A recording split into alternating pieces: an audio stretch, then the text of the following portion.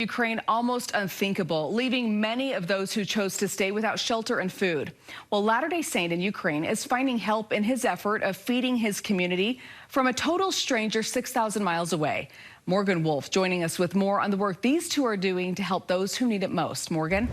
Yes, since the war broke out about a week ago, it's been a struggle to get food supplies into certain parts of Ukraine. Zinkovsky lives in Kharkiv and says that a message from prophets helped him prepare for this.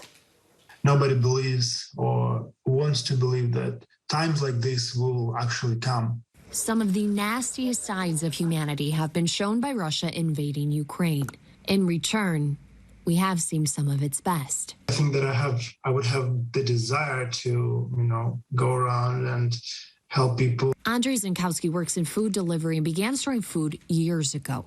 It was a spiritual feeling he got that compelled him to be prepared, never knowing that he would actually need the food. I'm extremely grateful for our church leaders and our prophets who constantly reminded us to do our food storage. He's been delivering it to local hospitals, homes, and to those who are in need. Right after everyone found out that Ukraine had been invaded by Russia, I was shocked by that news and horrified and felt so sad like everyone else and wanted to do something. Podcaster and blogger Corinne Stocco saw what Andrei was doing and decided to try and help by creating a way for people to donate to him. I think it's just restoring my faith in humanity and people having such good hearts and wanting to help. And I think we hear far too often about doom and gloom and how terrible things are in the world. So far, she's raised $20,000.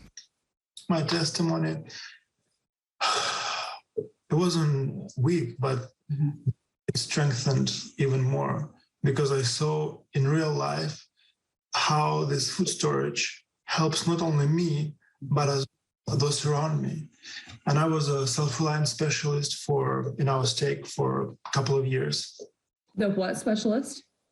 Self-reliance. Proving no matter how much bad there is in the world, there's always some good to keep your faith in. My faith right now is probably the biggest block that holding me together and helping me to stay strong and understand that this war, invasion, whatever you call that, is not a permanent.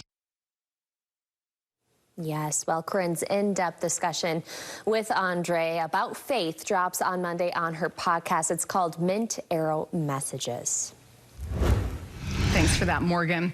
Well, a bill passed on the last night of the Utah legislature, and it's getting plenty of attention. House Bill 11 deals with transgender athletes competing in